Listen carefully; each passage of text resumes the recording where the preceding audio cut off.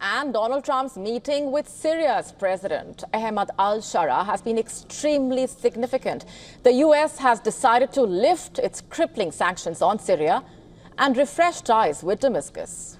In our next report, we focus on what lies ahead and what's next for Syria.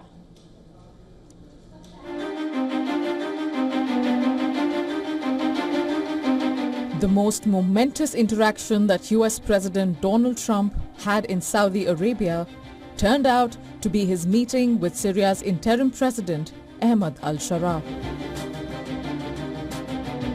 On Tuesday, the U.S. president said that he is wiping the slate clean for Syria by lifting sanctions on the country.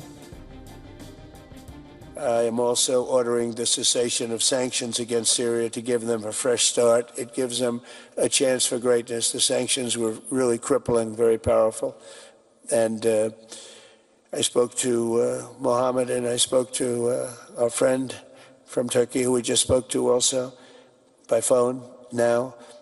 But felt very strongly that this would give them a chance. It's not going to be easy anyway, so it gives them a good, strong chance. And it was my honor to do so.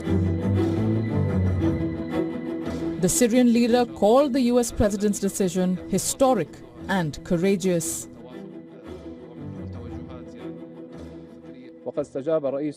President Trump thankfully responded to this love.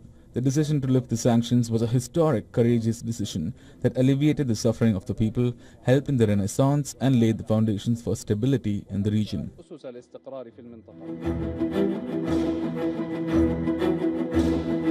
The meeting between the two leaders was a first in 25 years.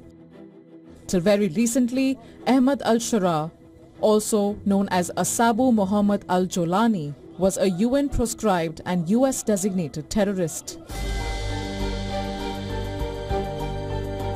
The UN Security Council Sanctions Committee had also found al-Sharaa guilty of supplying, selling or transferring arms as well as recruiting for al-Qaeda and the ISIS. Sharaa rewrote the power dynamics in Syria after leading the campaign to end 50 years of the Assad family's ruling in the country. According to the US Department of State, sanctions were imposed on Syria and the Assad regime in 1979 after the country was designated a state sponsor of terrorism for providing political and military support to various terrorist groups. US now says that under Ahmed al-Sharaa, it wants the war-torn country to have a chance at peace.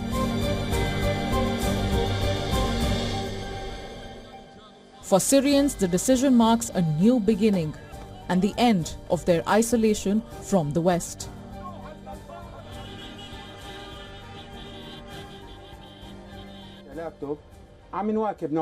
Lifting the sanctions will have a positive impact because, as you mentioned, we've been isolated from everything. When it comes to softwares, all of the programs we have are not original and are cracked. Other than that, we will have the ability to access services like electronic payments, online shopping, and to get new products. Removing US sanctions that cut off Syria from the global financial system will allow greater engagement by humanitarian organizations working in Syria, ease foreign investment and trade as the country rebuilds.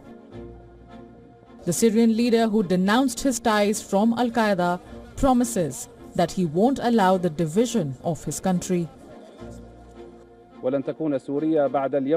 Syria will no longer be an arena for the struggle for influence, nor a platform for foreign ambitions. We will not allow the division of Syria, and we will not make room for reviving the narratives of the former regime to fragment our people. Syria is for all Syrians, with all their sects and ethnicities, and for everyone who lives on this blessed land. Coexistence is our heritage throughout history, and the divisions that tore us apart were always due to foreign interventions, and today we reject them all. These are promising signs for a new Syria. But only time will tell if Damascus manages to secure its borders by mending ties with Israel, or even if unity translates into equal rights for everyone in the most ethnically diverse country of West Asia. To stay up to speed with the latest news, download the WION app and subscribe to our YouTube channel.